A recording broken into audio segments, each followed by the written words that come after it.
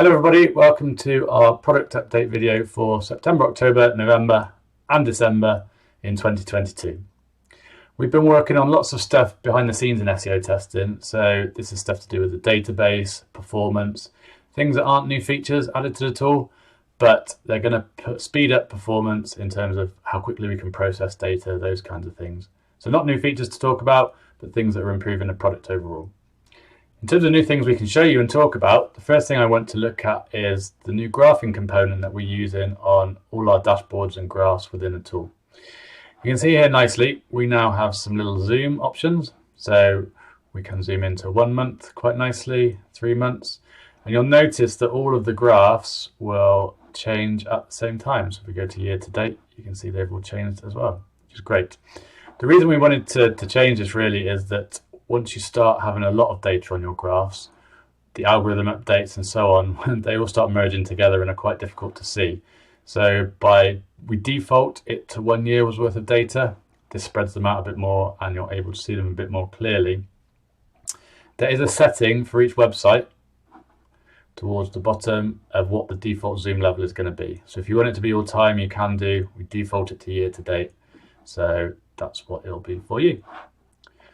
One other thing to show you quickly on our dashboard is we've changed the colors of our ranking buckets graph.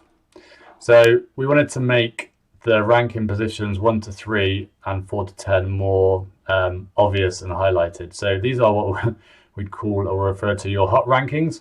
So these are the rankings you care about most.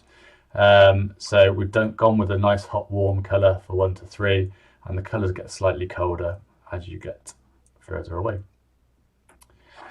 Very cool. So something else to show you quickly, annotations. So these are things that you want to mark on the graphs. They're not necessarily tests that you're running, but they're things you want to remember that you've done to your sites. So these could be things such as Black Friday, Cyber Monday, a site migration that you've done, something like that. So before you had to add all of these manually, we now have an upload annotations button, which you can use to upload a CSV file. And so whether you're exporting these from another tool or you want to add lots in one go, you can upload them now quite easily to add to page graphs, query graphs, and individual site graphs. Final thing I wanted to show you was our group testing functionality.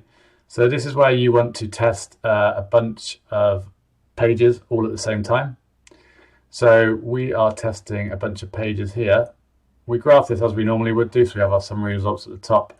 But then towards the bottom, we now have the individual pages and how these pages have performed. So as well as seeing the test results from the 4 URLs grouped together and summarized, we can look in to see whether there was perhaps an outlier within this group that's causing like a massive gain or a massive decrease. And you can also click into them all to look at them individually from like an individual results point of view too, for a particular URL. And now we also calculate statistical significance, sometimes hard to say, for group tests and URL switch tests too. So there you go. Like I said, we've done lots of work in the back end of SEO testing to improve our data processing, but we've got lots of exciting new features coming for Q1 in 2023, which is scary to say that we've come around to that already. But yeah, thanks for all your support this year. Really appreciate it and look forward to your feedback. Cheers, bye.